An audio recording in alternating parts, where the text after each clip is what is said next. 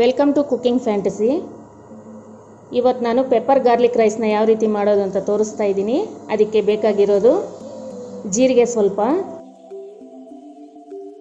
ಕಡಲೆಬೇಳೆ,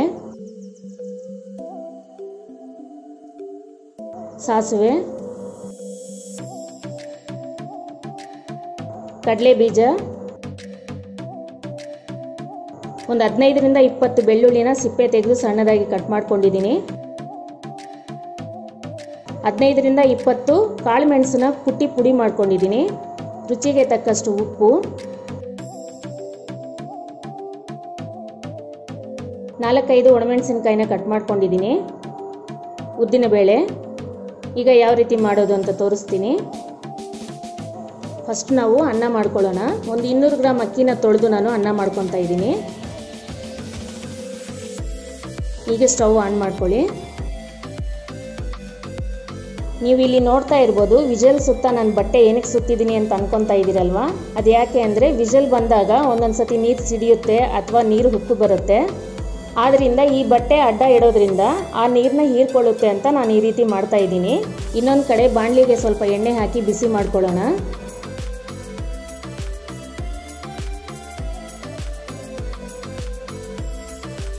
ಎಣ್ಣೆ ಬಿಸಿ ಆದಮೇಲೆ ಕಡಲೆ ಬೀಜನ ಹಾಕಿ ಫ್ರೈ ಮಾಡಬೇಕು.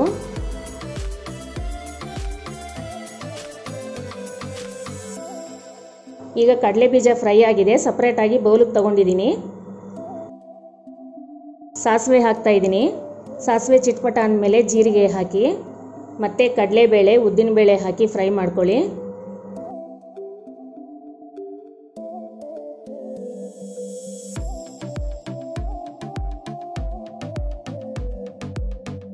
ಹಾಗೆ ಬೆಳ್ಳುಳ್ಳಿನ ಕೂಡ ಹಾಕಿ ಸ್ವಲ್ಪ ಫ್ರೈ ಮಾಡ್ಕೊಳ್ಳಿ.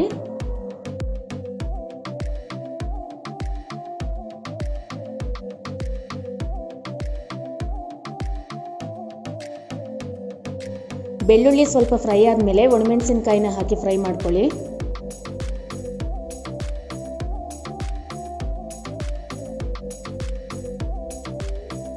ಈ ರೈಸ್ ನಿಮಗೆ ವಿಂಟರ್ ಸೀಸನಲ್ಲಿ, ರೈನಿ ಸೀಸನಲ್ಲಿ ತುಂಬ ಚೆನ್ನಾಗಿರುತ್ತೆ. ಪೆಪ್ಪರ್ ಹಾಕಿರೋದ್ರಿಂದ ನಿಮಗೆ ಕೋಲ್ಡು, ಕಾಫಿಗೆಲ್ಲ ತುಂಬ ಒಳ್ಳೆಯದು. ಪೆಪ್ಪರ್ ಇಲ್ಲ ಅಂದರೆ ಪೆಪ್ಪರ್ ಪೌಡರ್ನ ಕೂಡ ಹಾಕಿ ಫ್ರೈ ಮಾಡ್ಕೋಬೋದು.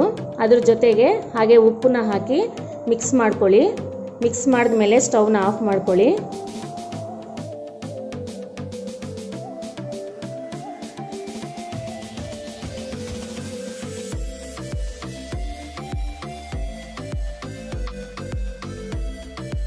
ಇವಾಗ ಕುಕ್ಕರ್ ಆಗಿದೆ.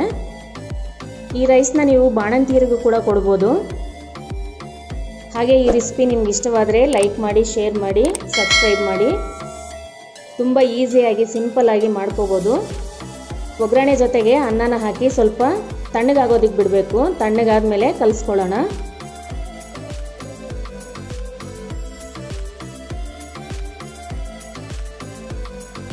ಸಪ್ರೇಟಾಗಿ ತೆಗೆದಿಟ್ಕೊಂಡಿದ್ವಲ್ಲ ಆ ಕಡಲೆ ಬೀಜನ ಕೂಡ ಹಾಕಿ ಚೆನ್ನಾಗಿ ಮಿಕ್ಸ್ ಮಾಡ್ಕೊಳ್ಳಿ. ಖಾರ, ಉಪ್ಪು ಎಲ್ಲ ನನಗೆ ಎಷ್ಟು ಬೇಕೋ ಅಷ್ಟು ಹಾಕ್ಕೊಂಡಿದ್ದೀನಿ. ನಿಮ್ಮ ರುಚಿಗೆ ಅನುಸಾರವಾಗಿ ನೀವು ಹಾಕ್ಕೋಬೋದು. ನಿಮಗೆ ಬೇಕು ಅಂದರೆ ಹಸಿ ತೆಂಗಿನಕಾಯಿ ತುರಿನ ಹಾಕಿ ಮಿಕ್ಸ್ ಮಾಡ್ಕೋಬೋದು.